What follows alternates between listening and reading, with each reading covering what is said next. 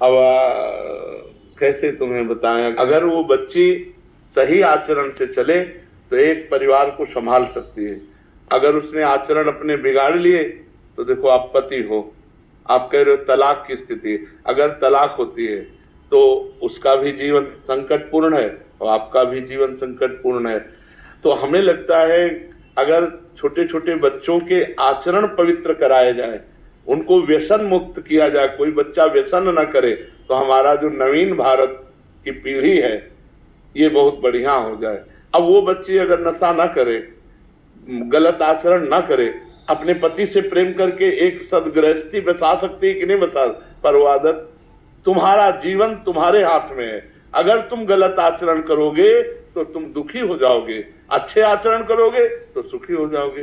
देखो आपके सामने उदाहरण है, वो कह रहा है कि तलाक की कगार पर, क्या ब्याह इसलिए होता है?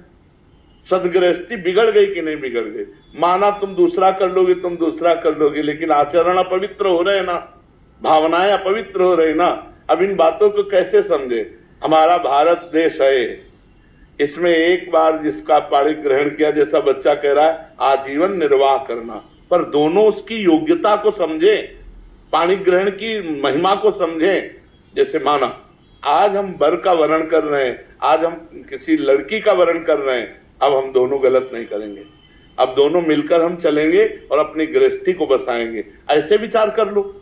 चाहिए कि बाल्यावस्था से जब तक ब्याह ना हो तब तक हम कोई गलत आचरण ना करें, चाहिए ब्रह्मचर्य से रहें, धर्म से रहें, कोई नशा न करें, कोई गंदी बात न करें, और जब पति प्राप्त हो जाए तो बात अलग है। अब पहले ही सब आचरण अगर हम बिगाड़ लेंगे तो यही बात आएगी जैसे बच्चा बोल रहा है कि अब क्या करें, उनको शराब पीना है, उनको सिगरेट पीना है, उनको पर पुरुष की तरफ देखना है, तो हम कैसे स्वीकार करें? तो गृहस्थी चौपट हो गई था। एक वो भी अशांत है और उनको भी अशांत होना पड़ेगा। ऐसा नहीं को अशांत ना हो, ऐसे आचरण वाले मिल गए तो अशांति पैदा कर देंगे। ऐसे इनसे भी ज्यादा आचरण वाले हैं ना, ये क्यों? इसका कारण ये ना, हमारे आचरण बिगड़ गए, हमारे विचार बिगड़ गए, हमारा चरित्रहीनता वही हमको दुख दे रही है। आप विचार करो, संत जन नहीं बोलेंगे, शास्त्र की बात नहीं सुनोगे तो आप सुधरोगे कैसे? जो संतों की बात है थोड़ी कड़वी लग सकती है, लेकिन वो आपको बढ़िया सुधार देगी अगर बात मान जाओगे। अब बच्चा भगवान का सुमिरन करो और कुसंग का त्याग करो। अगर पत्नी भी कुसंग युक्त है तो उसका त्याग कर दो, नहीं जीवन खतरे में पड़ जाएगा।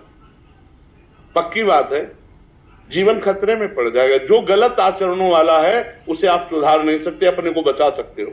अगर अपने को बचाना है तो आपको संग त्यागना ही पड़ेगा।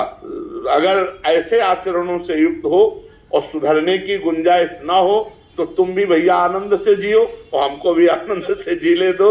उसमें ये संबंध विच्छेद ही एक दवा है। मारपीट नहीं, हिंसा नहीं, कोई झगड़ा मत करो, बच्चा हो चाहे बच्ची, दोनों को अपने आचरण सुधारने चाहिए। देखो तुम गलत रहे होगे लेकिन तुमको गलत पसंद नहीं है, हमारी बात को पकड़ना। तुम गलत रहे हो लेकिन तुम्हें गलत पत्नी मिले ये तुम्हें चाह नहीं रहेगी, तुम्हें गलत पति मिले ऐसी चाह नहीं, तो फिर तुम गलती को क्यों स्वीकार करो? तुम भी गलत छोड़ो, गलत छोड़ो तो तुम्हें अच्छा पति मिलेगा, गलती छोड़ो तो तुम्हें अच्छी पत्नी मिलेगी और आपका परिवार बढ़िया चलेगा। तो हम छोटे छोटे बच्चों से लेकर नवयुवकों को संबोधन देते हैं